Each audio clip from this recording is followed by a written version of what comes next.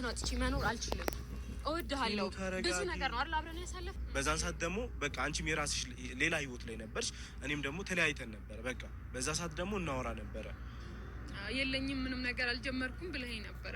ኖ አልጀመርኩም እኮ በቃ ከሷ ጋር ያለ ነገር ማለት አልጀመርኩም።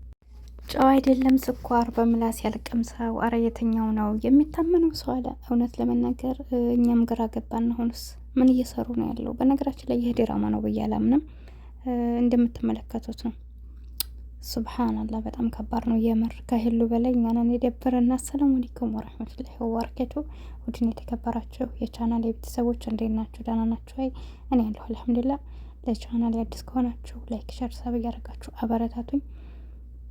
ከመልካም ሰዎች ጋር ያውላችሁ ያኑራችሁ ትላላችሁና ህይወት በቃ ውጣ ወረዶ በጣም ትከብዳለችና እኔ እንጃ ሳስበው ይደብራል። እና ሄሉ ለስንተኛ ጊዜ ልትበደል ነው? አራተኛ ማለት እኮ ነው። አሁን እናቴ ሁለተኛ የእውነት ግን እናቴ ሊበቀላት ከሆነ የቀረባት ከባድ ነው።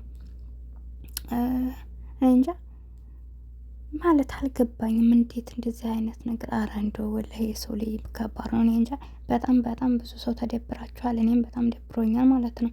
ሱብሃንአላህ ለካ የሰው ልጅ ማለት እንደው ላው ሌላ ውስጡ ሌላ እኔ እንጃ አላቅም። ያልተነበበ መጽሐፍ የሚለው አይገልጸንም።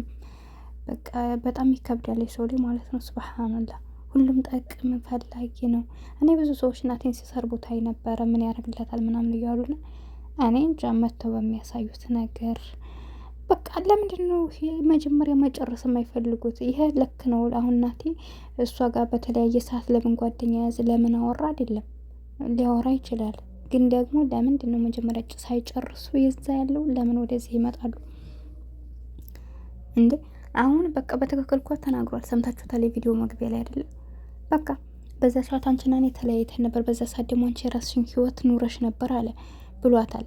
እየኖርሽ ነበር። ስለዚህ እኔም በዛ ሰዓት እሷን እያወራኋት ነበር ነው። ስለዚህ ይሄ እንዴት ድራማ ይሆናል ብላችሁ ታስባላችሁ? ድራማ አይደለም ሊሆን ይችላል ነውም ሲጀመር አይፈረድበትም። ሄሉ በዛ ሰዓት የራሷን ህይወት በጀመረ ሰዓት ወንድ ልጅ ነው አይዞህ የሚለው ሰው ይፈልጋል፣ መጽናናት ይፈልጋል። ይህን ደግሞ አንደኛ እሱ ማወቅ ያለበት እሱ ውጭ ሀገር ሆኖ ኢትዮጵያ ሆና ሴት ልጅ ብታወራው ተወደኛለች ብሎ ማሰብ ይሄ ተገቢ ነው ብዬ አላስብም። ምክንያቱም ሄሉ የልጅነት ፍቅሯ ነው።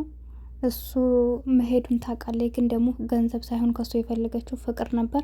በፍቅር ደረጃም ደግሞ ሳትታገስ እነዛን ስህተቶች ሰርታለች ማለት ነው። ስለዚህ አሁን ሌሎቹን ግን ማንኛውም ሰው ያውቃል።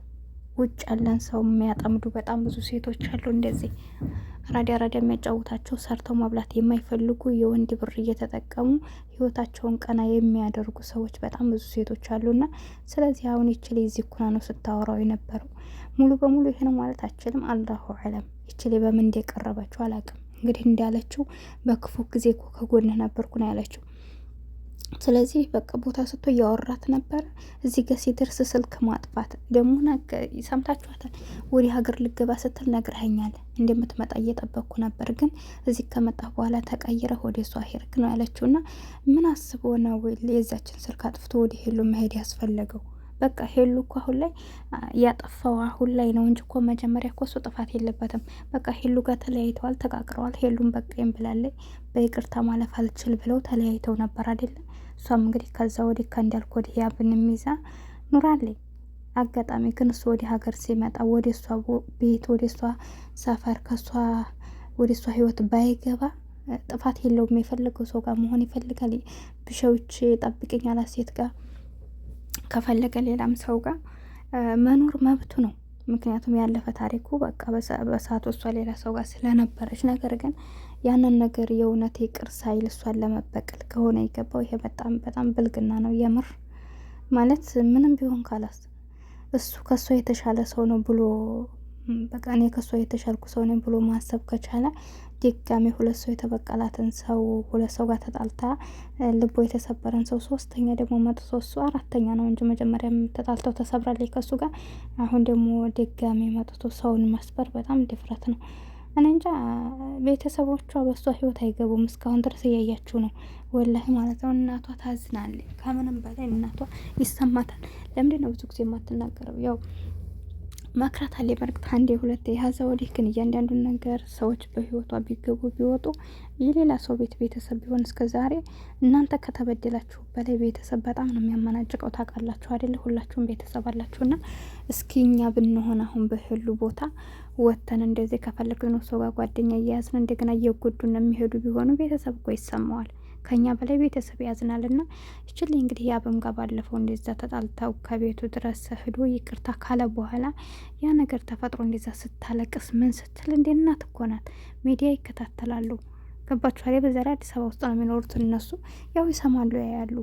ሁላቸውም ሚዲያ ስላላቸው ወንድሞቿም እና ከሷ ቤተሰቦቿን መስበር ነው እና ክብር ያኔ ያመናችሁን ሰው ነጻነት የሰጡት ቤተሰቦቿ እንደ ሌላ ሰው ማለት ነው እንደ ሌላ ሰው ሳይመናጨቁ እንዲህ ነው ብለው ማንንም ሰው ሲናገሩ አይቻቸው አላውቅም። ግን ያ ሁላ ምንድን ነው እንደዚህ አይነትን ሰዎች አዲያ ለምንድን ነው ሰውን ለመበደል የሚሞክሩት? እኔ ወንዶቹ እንዴት እንደው አይገባኝም። የምር ናት የእውነት ይህን ነገር አድርጎት ከሆነ በጣም ያሳፍራል። ለምን ብሎ ራሱ መጀመሪያችን ላይ እያወራ ከሆነ እንደነገርኳችሁ ካልፈለጋትም ስልክ አጥፍቶ መዝጋት ወይ ደግሞ ማጥፋት ሳይሆን እንዴት ነው በፍቅር በውጉት እየጠበቀችው ያችል ስልክ አጥፍቶ እንደገና ወደ ሄሉ ህይወት የሚገባው ተደብቆ ይቀራል ብሎ አስቦ ነው ወይስ ምን ለማለት ፈልጎ ነው? ሚዲያ ላይ እየወጣ ቪዲዮ እየተሰራ እንዴት ነው የጀመረውን ህይወት ሰው ትተኛለሽ ብዬ ነው የሚለው። እና እውነት በጣም ነው የሚያሳፍረው። የምር አላህ ይጠብቃችሁ ሁላችሁንም። እኔ እንጃ የሰውን ላይ ማመን ይከብድናል በአሁኑ ሰዓት። ማን ነው ልና ምን የምንችለው? እና ሄሉ የመጨረሻ እውነት እናት ይሄን ካደረጋት እኔ አላምንም። ምን መሆን እንዳለባት ካሁን በኋላ አንዳንድ ጊዜ ሰዎች ጋር እየተላመዳችሁ የምትለያዩ ከሆነ እየተለያያችሁ የምትገናኙ ከሆነ የበለጠው ለአንደኛ አይምሯችሁ ይበላሻል። ሁለተኛ ደግሞ የሆነ በቃ ለእናንተ ህይወት ከዛ በኋላ በቃ በጣም ነው የሚያስጠላችሁ። በቃ ለሰው ላይ ተስፋ ተቆርጣላችሁ፣ በሰው ጨካኝ ትሆናላችሁ፣ ለሰው ላይ ጥሩ አመለካከት የላችሁም።